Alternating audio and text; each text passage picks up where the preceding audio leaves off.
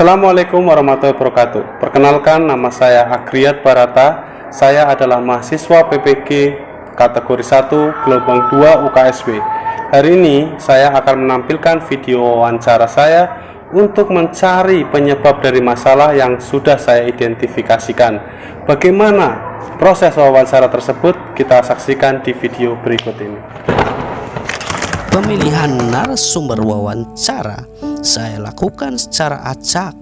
Mereka yang terpilih adalah praktisi pendidikan yang berada dalam kontak WhatsApp saya. Panggilan video call yang ada di layar adalah bukti bahwa saya menghubungi berbagai macam narasumber dari background pekerjaan yang berbeda. Mereka adalah dosen dan guru berpengalaman dalam dunia pendidikan matematika. Mereka saya hubungi secara tiba-tiba agar wawancara ini tetap natural tanpa settingan. Dan inilah ekspresi wajah mereka yang shock saat saya hubungi. Saya mau wawancara Bu Ut. Mau buat tugas PPG. Oke, siap.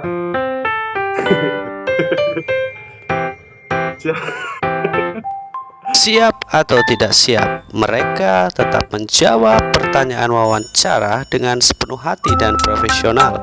Akan tetapi, tidak semuanya mau menampilkan transkrip asli video wawancara yang kita lakukan. Mereka dengan alasan penampilan menolak dengan sekuat tenaga. Namun, ada satu yang spesial. Pak Zai mau berbagi transkrip wawancara dengan kita secara utuh meskipun tanpa muka. Mulai dari pertanyaan pertama. PISA 2018 kan kemampuan berdasarkan hasil itu kan kemampuan literasi numerasi Indonesia itu tergolong rendah siswanya. Nah, menurut Bapak penyebabnya itu kenapa, Pak? Ya, kemampuan literasi dan numerasi di Indonesia tergolong rendah itu karena mungkin masih kurang meratanya pendidikan di Indonesia ya. Terlebih lagi untuk pendidikan itu di Indonesia itu banyak terfokus di Pulau Jawa. Sedangkan di pulau-pulau yang lain itu mungkin pendidikannya masih agak tertinggal dengan di Pulau Jawa. Sehingga mungkin kalau mengambil sampel pada PISA tersebut diambil dari yang sampel dari luar Pulau Jawa, mungkin hasilnya seperti itu. Selain realita tersebut juga mungkin memang itu gambaran pendidikan kita. Ya, selain dengan contoh sampel-sampel itu yang mungkin pendidikan tidak merata, juga bisa mewakili juga memang kemampuan literasi dan numerasi kita memang masih rendah, dan itu perlu kita akui, dan itu tugas kita sebagai guru untuk memperbaiki atau meningkatkan hal tersebut. Oke. Kemudian kalau dari kognitifnya, Pak, subkognitif apa nih Pak yang bermasalah pada siswa Indonesia? Kok nggak bisa literasi numerasi padahal gurunya pintar-pintar kayak Pak Zai, ya kan? Ini kira-kira gimana Pak pendapatnya? Mungkin karena itu ya Mas, mungkin dari literasinya itu mungkin karena minatnya yang kurang. Minat membaca yang kurang, karena dirasa itu memang perlu kita budayakan untuk minat membaca tersebut. Terus pertanyaan kedua Pak. Okay. Siswa Bapak mudah atau enggak mengerjakan soal cerita? Bisa diulangi Mas? Siswa Bapak itu mudah tidak dalam mengerjakan soal cerita, soal matematika yang cerita, bentuknya cerita? Oh ya, mungkin agak kesulitan itu ya dalam memahami soal cerita, karena soal cerita itu kan harus membuat model matematikanya juga, dan model matematika juga itu perlu pemikiran yang lebih lanjut. Karena kurangnya literasi mungkin itu juga berpengaruh terhadap hal tersebut. Sedangkan guru-guru kita itu lebih banyak membuat soal yang langsung berupa angka, yang langsung kita masuk rumus bisa ketemu penyelesaiannya. Padahal soal itu kan bermacam-macam, ada juga soal yang berupa soal cerita, tapi itu tidak kita budayakan, tidak jarang berikan kepada siswa. Jadi itu mungkin perlu literasinya juga yang perlu kita tingkatkan. Berarti mereka tidak terbiasa mengerjakan soal yang berorientasi masalah begitu ya Pak? Tapi soal langsung rumus angka-angka gitu ya? Iya.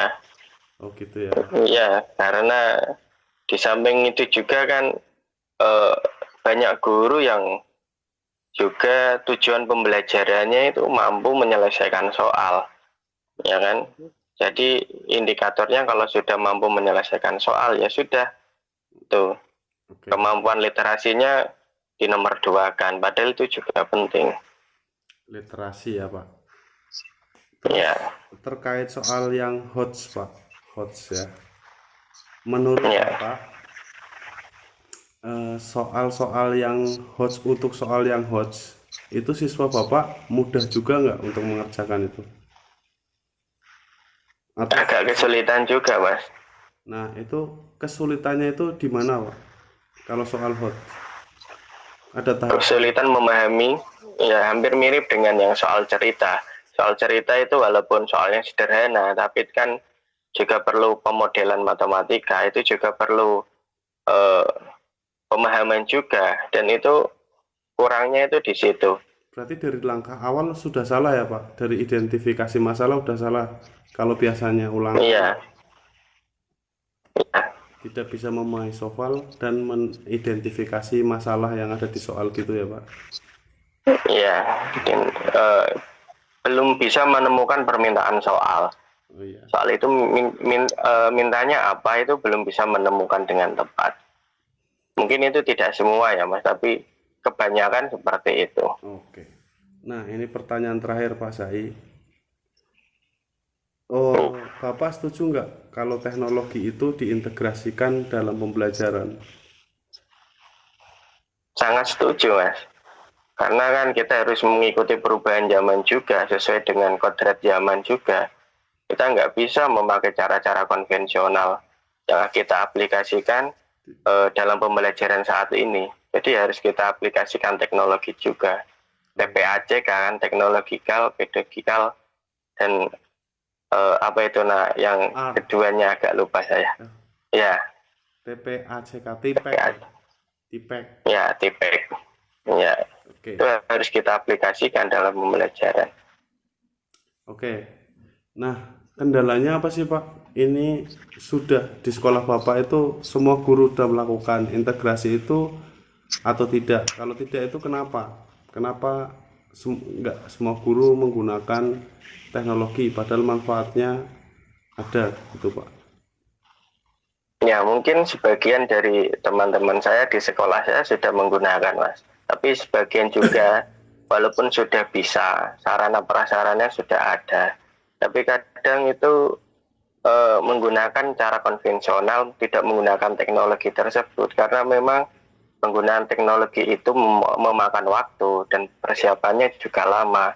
Sebagai guru juga perlu persiapan yang lebih, merencanakan pembelajaran. Jadi kadang itu guru pakai cara konvensional saja yang lebih cepat, toh tujuannya pun sama, tujuan pembelajarannya kan inginnya seperti A misalkan, kalau sudah tercapai ya sudah.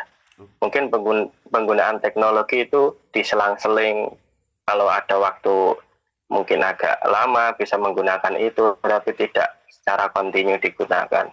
Oke Pak, terima kasih Pak Zai atas waktunya. Sampai ketemu di wawancara selanjutnya kalau ada tugas lagi. Siap, semoga membantu. Assalamualaikum warahmatullahi wabarakatuh.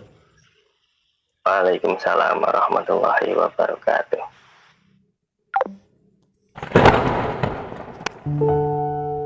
Hasil wawancara dengan Bapak Muhammad Muhsin Rizai memperkaya referensi kita untuk mencari penyebab dari masalah yang telah teridentifikasi.